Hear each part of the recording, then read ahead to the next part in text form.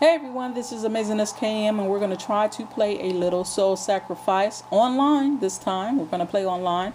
And also, by the way, for those of you out there that are interested in gaming on tablets, and remember that I talked about a YouTube channel called TabletGamingTechCrap. Well, he has a new channel called Mobile Decay. I don't want to say that, muddle that up. It's called Mobile Decay. He's still putting up videos and everything like that. So definitely check out his channel. Hook him up by subscribing and everything like that. And of course, the link to his channel will be down in the description. So the other day, you guys, I was on YouTube checking out videos, and somehow I came across the new video on NVidia Shield. Now previously it was known as Project Shield. Now I'm interested in all kind of gaming devices. That's why I have my Xbox 360 and PS3 and Wii and 3DS and PS Vita and Dreamcast and original Xbox. I mean, I got them all here and everything like that. So when I was watching the video, I was intrigued, I was interested in everything, and they said, hey, if you head over to the product page and sign up, you'll be able to pre-order it. And I did all of that. I signed up, click, went over there, did what I had to do, and was ready to order. I mean, I actually had my credit card information in there, my security code from the credit card, and all I had to do was click confirm, and something told me, hey, check it out a little bit more before you spend your $350 plus tax and accessories, because I was going to get the case for it as well.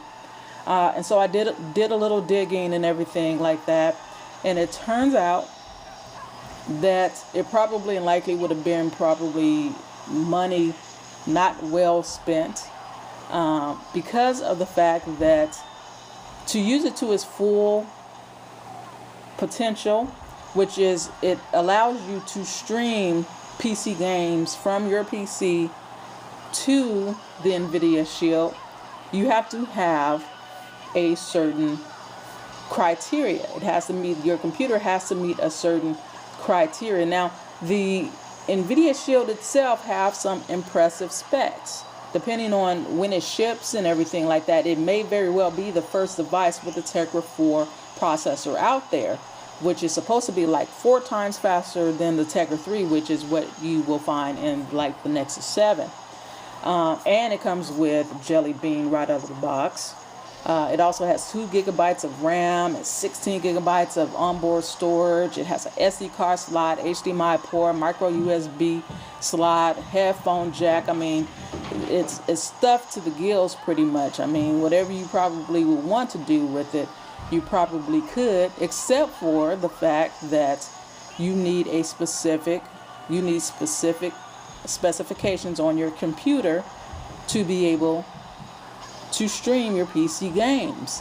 So you have to have in your computer, and it has to be a desktop because laptop GPUs are not supported. You have to have at least a GeForce GTX 650 or higher GPU. You have to have at least a 3.1 megahertz Intel processor, or if you have an AMD, it has to be at least 2.8 megahertz. And it needs like 4 gigabytes of RAM, which is not a big deal there.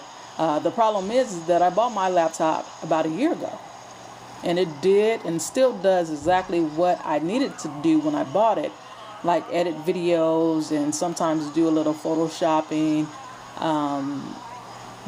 watch YouTube and everything like that. So my computer that I bought about a year ago and spent money on about a year ago would not work with NVIDIA Shield.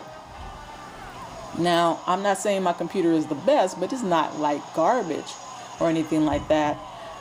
So I would be looking at, this is essentially what I'm getting at. I know it took a second to get there, but in addition to $350 that I would have to spend on the NVIDIA Shield, I would have to spend probably at minimum another $600, because essentially what I will be buying is a gaming PC. Now, we all know gaming PCs, if you buy them outright, I'm not talking about build them yourself, but to have a decent gaming PC, you're spending at least $1,200 to $1,500. So I'm just gonna go with the bare minimum basics, and you will be spending at least $600 on a PC in addition to the $350. So we're looking at $1,000 to use the NVIDIA Shield as it's intended. Now, for those of you who have a gaming rig with the proper GPU in it, the GeForce GTX, I can see how the NVIDIA Shield would be great.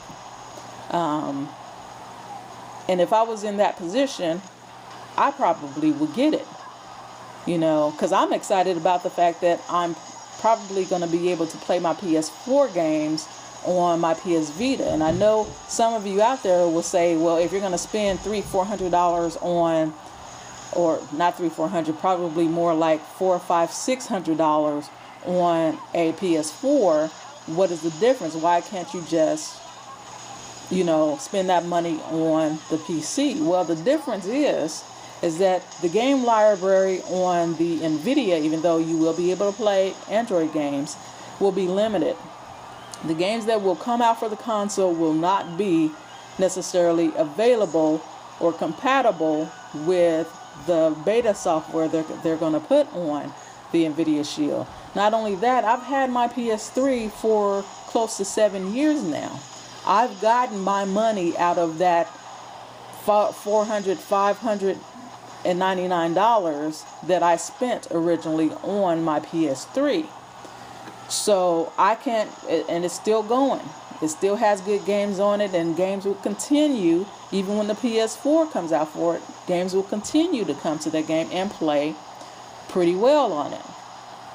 So, and to be truthful, I'm really a console gamer. I make no bones about it, and I don't apologize for it. And those of you out there that play PC games and probably have a great experience with graphics being sharper and nicer, and the video or the game playing smoother and everything like that, that's great. I'm just not into PC gaming. And it's not that I have any kind of affinity towards them or anything like that. I work with computers all day. I just don't want to bring it home. I don't want to have to turn on my computer and fiddle around with settings or anything like that. I just want to pick up the controller, play my game. That's it. So that buying another computer now just doesn't fit into my budget wheel. It doesn't fit into what I had planned to do with my little spending money in the next few months or 6 months thereof. But what I will say is that I appreciate their attempt at gaming. You know, the Ouya's out there, and the gaming stick is out there, and some other stuff is probably going to come out to where you can actually play, you know, Android games and stuff on, and a lot cheaper at that. So I appreciate them trying, but I think they should have looked at it a little bit more, because, you know, a lot of people don't have gaming PCs. There's a lot of people that don't have gaming PCs and don't have the opportunity, the financial resources to not only buy the NVIDIA Shield, but to have to buy a PC in order to use it. And I think that's just too much to ask of anyone out there. What they should have done, here's what I think, and this is wishful thinking, NVIDIA should have created a gaming service like OnLive, or even partnered with OnLive. Built up their servers as strong as they possibly could, because the way they would build servers with NVIDIA GPUs running in the suckers and everything like that, you could have played any game on the highest settings possible. And the fact that if they had put like a LTE chip into the NVIDIA Shield, you'd be able to play, because you can get anywhere from about 15 up to about 42 or more gigabytes per second. I mean megabytes per second. If it was gigabytes per second, forget about it. But it would be faster than what we could believe. But put LTE chip in it, and you could play PC games at their highest level anywhere you went, whether you were on a bus, train, carpool, at work, at lunch, traveling. Imagine having fully rendered specs all the way up to the top level, playing on high in the palm of your hands. Now that would have been incredible. That would have been so great. I'd be punching my money through the screen. I wouldn't be tossing my money at the screen. I'd be punching my money through the screen. That would have been incredible. But as it stands, I just can't justify the cost of adopting that platform. In the future, will I get it? I'll still look into it. I love gaming, and so therefore I'll always, check prices and see if they come out with another one, if ever.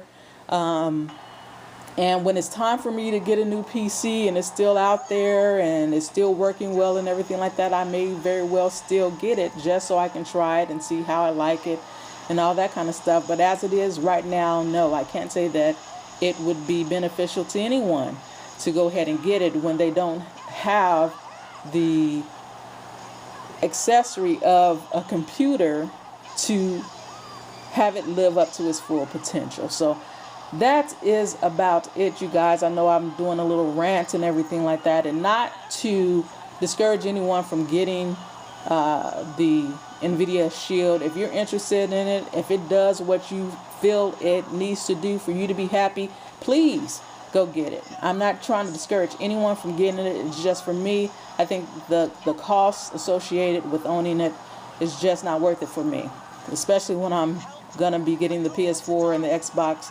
720 and everything like that. I'm good. So that is about it. If you have any questions, comments, or concerns, go ahead and put them down in the comment section, and of course I will address it as soon as I possibly can. Until next time, you all take care.